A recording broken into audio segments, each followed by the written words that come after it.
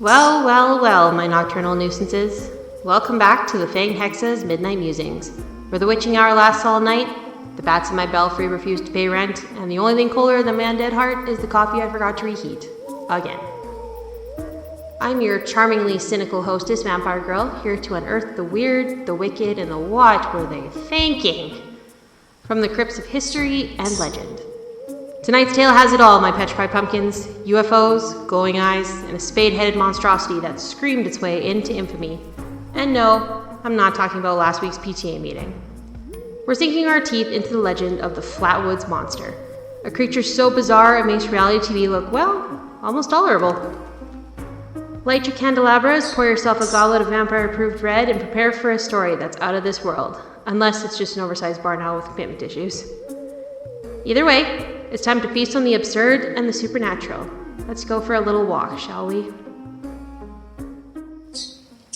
And just a quick disclaimer. Beware, my brave listeners. The Fanged Hexes Midnight Musings podcast is here to entertain and educate you, but be warned.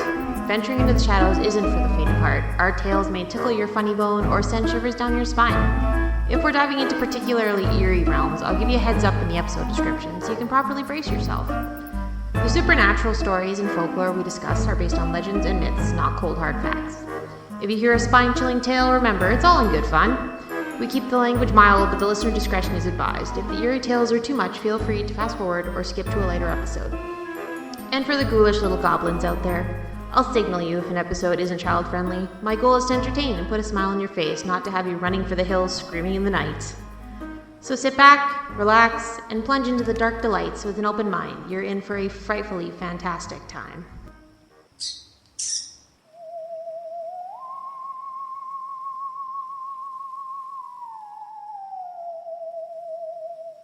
Hello, my dear listeners. Welcome to the double feature, as promised after my absence. It's like I died again, right? So today we'll be covering the Flatwoods monster. Listener discretion is advised. It won't be super heavy material, but we'll definitely get into some darker aspects of it.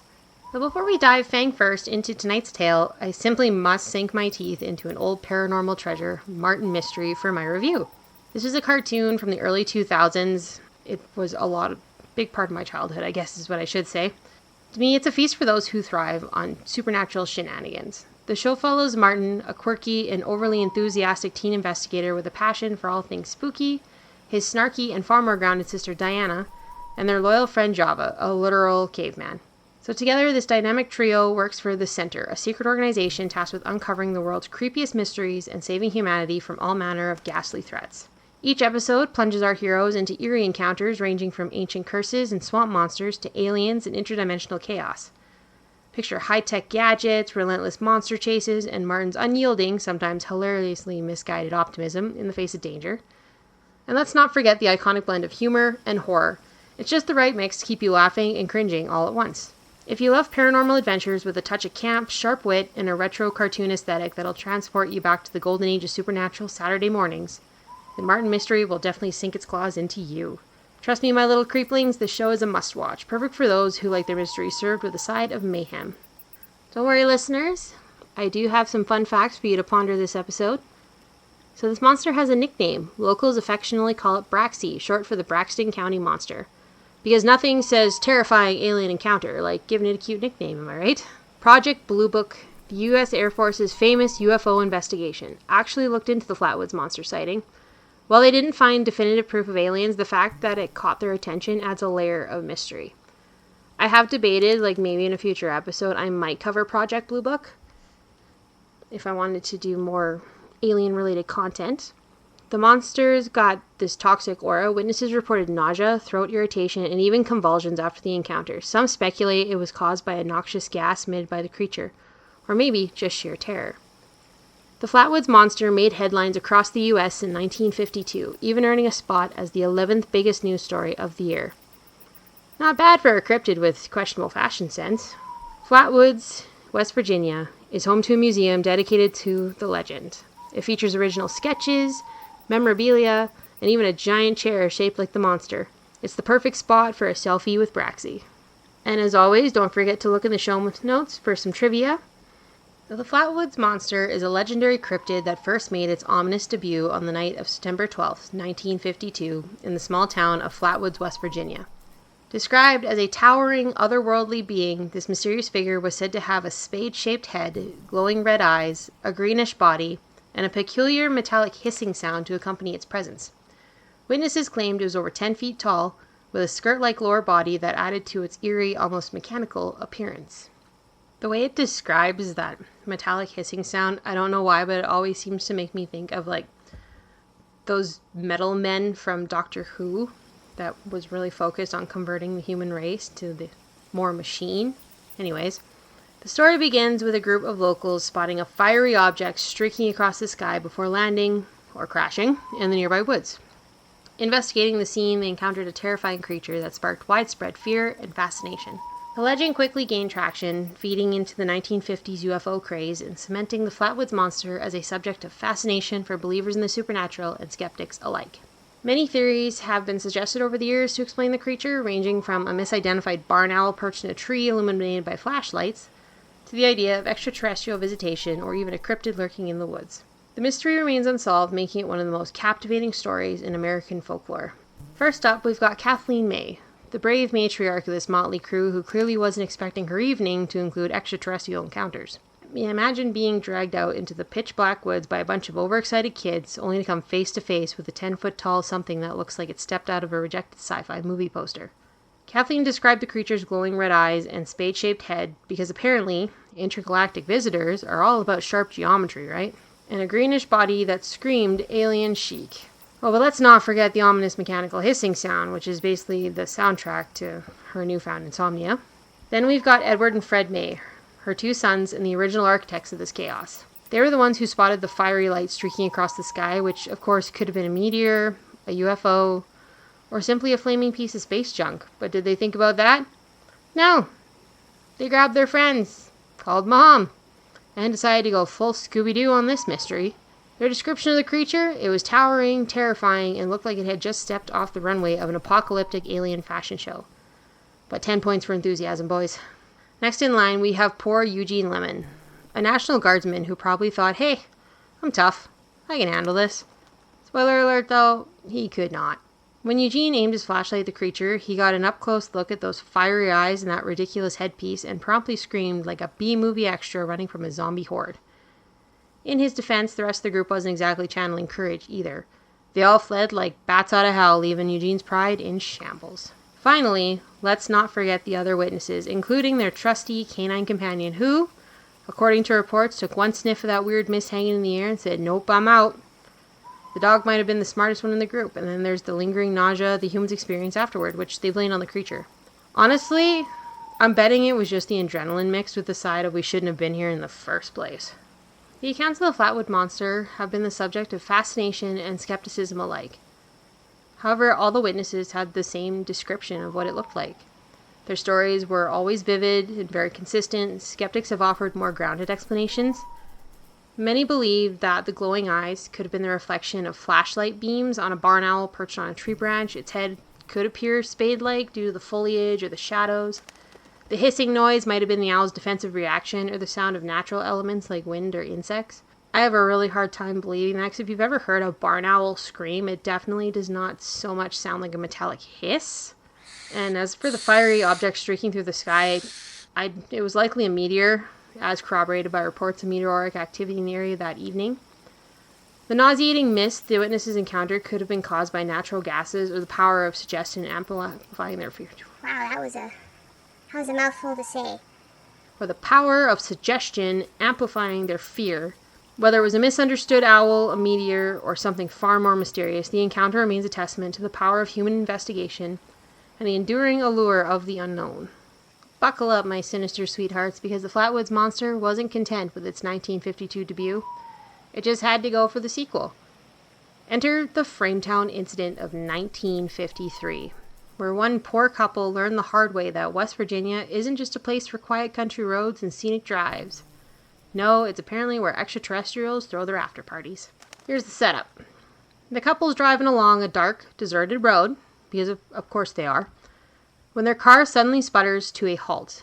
Now, I'm no mechanic, but I can tell you this. If your car stops working and there's a UFO hovering overhead, it's probably not your spark plugs. They look up, see the ominous floating object, and start questioning their life choices. Before they can even process what's happening, they spot a creature that looks suspiciously like our infamous Flatwoods monster lurking nearby, just chilling like it owns the place. Glowing eyes? Check. Spade-shaped head? Double check. Mechanical vibes? Oh, you betcha. The couple didn't stick around to ask for its autograph. They bolted faster than I flee garlic festivals. But wait, boils and ghouls, the story doesn't stop there. Let's talk ongoing sightings, because apparently the Flatwoods monster decided to pop up like a cryptid version of Where's Waldo. Over the years, they've been sporadic reports of shadowy figures with glowing eyes and alien-esque features, some tied to UFO activity, others just bizarre.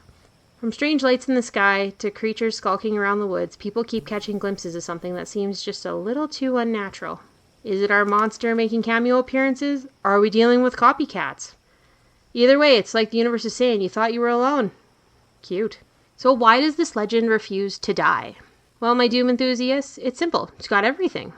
A creepy backstory, dramatic eyewitness accounts, and just enough ambiguity to keep us endlessly guessing. Whether it's aliens, cryptids, or just barn owls having an identity crisis, the Flatwoods monster keeps its claws firmly in the limelight. And let's be honest, isn't it kind of comforting to know that while we're debating daylight savings and grocery store self-checkouts, there's still something mysterious stalking the woods, waiting to scare the daylights out of us?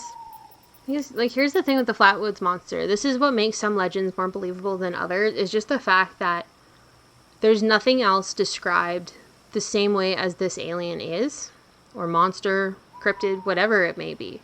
It's very original, so therefore it's really hard to imagine that a bunch of people got together and just came up with this, and it's not something that we've heard anywhere else in the world, but I digress. So let's dissect the Flatwoods monster phenomenon like a bat in a biology lab. First up, scientific explanations, because apparently not everyone is willing to accept alien nightmare as the default answer. So one of the most common theories is that the fiery object seen streaking across the sky was, as we stated before, a meteor. That's right, just a good old chunk of space rock burning up as it crashes in our atmosphere. Not exactly the interstellar drama we were hoping for, but hey, science isn't known for its flair. This would all explain the light show that sent the locals scrambling into the woods like moths to a flame. As for the terrifying creature itself, skeptics have pointed their fingers at a barn owl. They just will not get over it that it's a barn owl. So they look at it with that silhouette, and apparently it just screams alien overlord.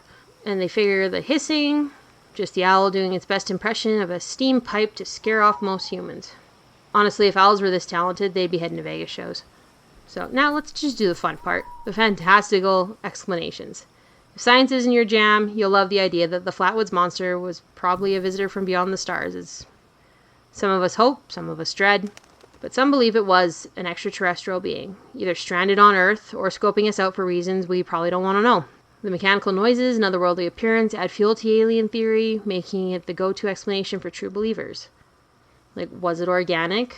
Was it a metal suit to walk among us? To breathe our atmosphere? Who knows? And let's not forget cryptid enthusiasts who will gladly lump the Flatwoods monster in with Bigfoot, Mothman, and all those other creatures lurking in the shadows of legend. Maybe it's a rare, undiscovered species with a penchant for terrifying small-town residents. Or maybe it's just really good at hiding. Like me, dodging phone calls from the extended family.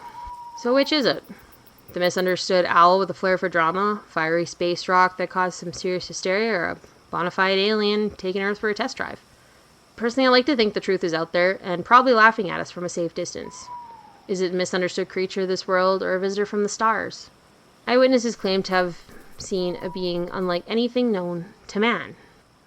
There's more and more questions that come up about this monster than any confirmed facts. There's, of course, not hardly, if at all, any photo evidence, at least not what I could track down. But the Flatwoods monster, it's not just a cryptid. It's practically a pop culture icon. This spade-headed nightmare has clawed its way into books, movies, video games, and even the hearts of local tourism enthusiasts. Yes, it seems selling terror is the true legacy of this 10-foot-tall fashion disaster. In books and movies, where the Flatwood monster gets its moments in the limelight. It's graced the pages of countless UFO and paranormal conspiracy books, rubbing shoulders with fellow freaks like Mothman and Nessie.